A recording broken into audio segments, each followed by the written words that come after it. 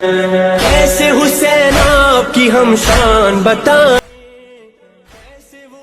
بہت پسند تھی وہ، جو میں ہمیشہ آپ کو کہتی ہوں، اگر آپ سب کو یاد ہو تو کسی نے مجھ سے پوچھا کہ بی بی خدیجہ اتنے ہائی لیول پر کیسے پہنچی. بی بی خدیجہ کسی نبی کی بیٹی نہیں تھی، جیسے ہم کہتے ہیں بی بی فاطمہ الزہرا جو نبی کی بیٹی ہے. بی بی خدیجہ الکبریٰ ایک بزنس وومن تھی پوری، ہمیں سب کو پتا ہے خدیجہ الکبریٰ ایک کوئن تھی بزنس کی، اور ان کے پاس کتنا مال تھا، کتنی دولت تھی. اس وقت جب عورت کی کوئی اہمیت نہیں تھی، لوگ ان کے دروازے پہ کس احترام سے آتے تھے، مرد بھی آتے تھے، سب آتے تھے. لیکن بی بی خدیجہ الکبریٰ کی ایک بات آپ نوٹ کرو کہ جس بی بی کے گھر میں اتنی پراپرٹی ہو، اتنی لگژری لائف ہو، کہ جس کے لیے بولتے ہیں کہ ان کے جیسے ابھی ہم لوگ باہر سے چیزیں منگاتے ہیں نا، ان کے کارٹن بھی چائنا سے آتے تھے، کہ کرٹنس جو ہوتے تھے گھر کے وہ بھی چائنا سے. محل تھا بی بی کا. تو جو ایک بزنس کرنے والے ہوتے ہیں نا، تو اس کا مائنڈ بھی بزنس کا مائنڈ ہوتا ہے. لیکن حیرت کی بات یہ ہے، میں بی بی کے وہ سارے فضائل نہیں پڑھے، لیکن کچھ پوائنٹس ہیں جس کی طرف میں آپ کو لے کے جانا چاہتی ہوں. کبھی آپ نے نوٹ کیا جو پیسے والے ہوتے ہیں بہت زیادہ، وہ اللہ والے بھی ہوتے ہیں اس دور میں، لیکن اس دور میں نہیں تھے. اس دور میں جتنے پیسے والے ہوتے تھے اتنے ہی ان کی جو وہ مچیلے پرست تھے. بی بی خدیجہ اپنے ان کا ایک محل بنا ہوا ہوتا تھا، ہمیشہ محل تھا، اور پھر اس کے محل کے اوپر ایک روم بنا ہوتا تھا، اور اس روم کا ایک جو دروازہ کھڑکی تھی، ونڈو جو تھا، ایک باری جو تھی، وہ خانہ کعبہ کی طرف کھلتی تھی.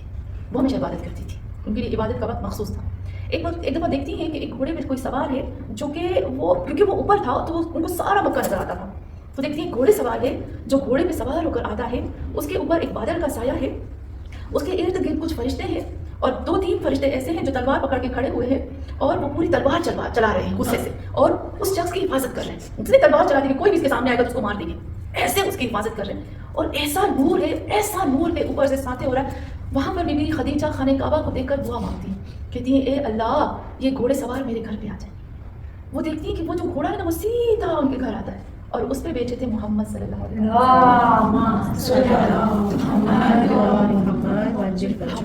یہ بصیرت بی بی کو کہاں سے ملی؟ حضرت آدم علیہ السلام کو جب اللہ نے محمد کے بارے میں بتایا تھا نا، تو کہا تھا اے آدم، تیرا جو محمد ہوگا نا، جو آخری نبی ہوگا، جو تیری آل سے ہوگا، اس کی سب سے بہترین صفتوں میں سے وہ ہوگا کہ اس کی بیوی اس کی مددگار.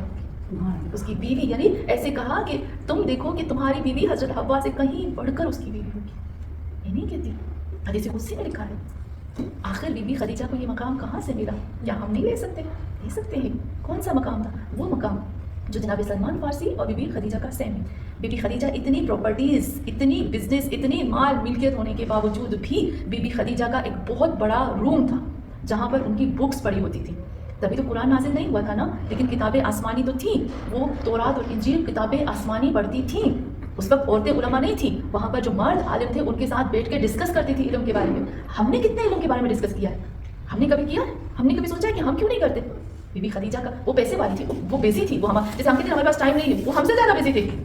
وہ ہم سب کو پتا ہے کہ بی بی خدیجہ کا گھر وہ تھا کہ لوگ، وہ جو مائیں تھیں نا جن کو بیٹیاں پیدا ہوتی تھیں، ان کو پتا ہوتا تھا ان کے شوہر ان کی بیٹیوں کو مار دیں گے، وہ چپکے سے بی بی خدیجہ کے دروازے پہ اپنی بیٹی کو چھوڑ کے جاتی تھی. اور بی بی خدیجہ ان بچیوں کو پالتی تھی. اور بی بی خدیجہ کا گھر ایسا تھا کہ جو غریب فقراء مسکین تھے وہ بغیر کسی جھجک کے اندر آ جاتے تھے. تو ہاں مومنان، یہ بی بی خدیجہ کو مقام کہاں سے ملا؟ کیونکہ وہ علماء کے ساتھ بیٹھتی تھی، وہ کتابیں آسمانی کے اوپر ایمان رکھتی تھی. ہمیں نہیں پتا ورقہ بن نوفل، اب جانتے ہیں ورقہ بن نوفل کا نام سنا؟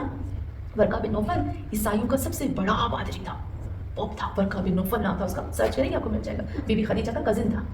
بی بی خدیجہ اسی کے ساتھ اٹھتی تھی، بیٹھتی تھی، اور اسی کے ساتھ ڈسکس کرتی تھی. ایک دفعہ وہ بی بی خدیجہ کے ساتھ وہ آخری نبی کی بات کرتے تھے نا، جس میں عیسائیوں کی کتاب میں محمد کو فار خلیدہ کہا گیا ہے. جب فار خلیدہ کہا گیا تو بی بی خدیجہ نے پوچھا کہ یہ فار خلیدہ کون ہے؟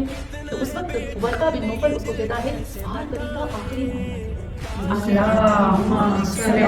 محمد ہے. تو بی بی خدیجہ اس کو پوچھتی ہے کہ یہ آخری نبی کو اس کی ساری کوالٹیز بتاتے تو بی بی خدیجہ کو دیکھ کے چونک جاتا ہے، کہتا ہے یا خدیجہ کیوں مجھے وہ جو اس نبی کی بیوی کی جو کوالٹیز ہیں وہ ساری تمہارے اندر نظر آ رہی ہیں. اور جو بھی بی بی خدیجہ کو پتا تھا وہ فوراً ورقہ بن نوفل کو بتاتی تھی. جب شادی بھی ہوئی ان کی محمد صلی اللہ علیہ وسلم کے ساتھ، تب بھی انہوں نے ورقہ بن نوفل کو بتایا. اور آخری وقت تھا جب ورقہ بن نوفل کے بارے میں بولتے ہیں کہ وہ بہت بڑا عیسائیوں کا بہت بڑا پادری تھا، بہت بڑا عالم تھا. آخری وقت تھا کہ ورقہ بن نوفل بالکل اس کے بوڑھا ہو گیا، بالکل بوڑھا ہو گیا تھا، اور اس کو نظر بھی کچھ نہیں آتا تھا، بالکل اس کی نظر ختم ہو گئی تھی. اس کو کچھ لوگ، 2 لوگ اس کو پکڑ کے خانہ کعبہ کا طواف کرا رہے تھے. جب اس کو خانہ کعبہ کا طواف کرا رہے تھے نا، تو یہ بتانا، یہ عجب بات ہوتی ہے کہ اللہ کبھی کسی کو کسی وقت بھی توفیق دیتا ہے، اور اس کے علم کی وجہ سے اس کو توفیق ملتی ہے. ورقہ بن نوفل کو 2 لوگ ہاتھ میں پکڑ کر، کیونکہ اس کو کچھ نظر نہیں آ رہا، ضعیف کمزور ہو گیا، اس کو لوگ طواف کرا رہے ہیں. طواف کرتے ورقہ بن نوفل چیخ کے کہتا ہے مجھے محمد کی خوشبو آ رہی ہے، مجھے محمد کی خوشبو آ رہی ہے خانہ کعبہ کے پاس. اور پھر کہا مجھے جیسے اس کا طواف پورا ہوا وہ کہتا ہے مجھے محمد کے پاس لے جاؤ. محمد صلی اللہ علیہ وسلم کے پاس آیا, اسلام قبول کیا, اس وقت یا اس کے دوسرے دن وہ اس دنیا سے چلا گیا. تو ہم دیکھیں یہ جو علم ہے نا یہ بہت بڑی چیز ہے.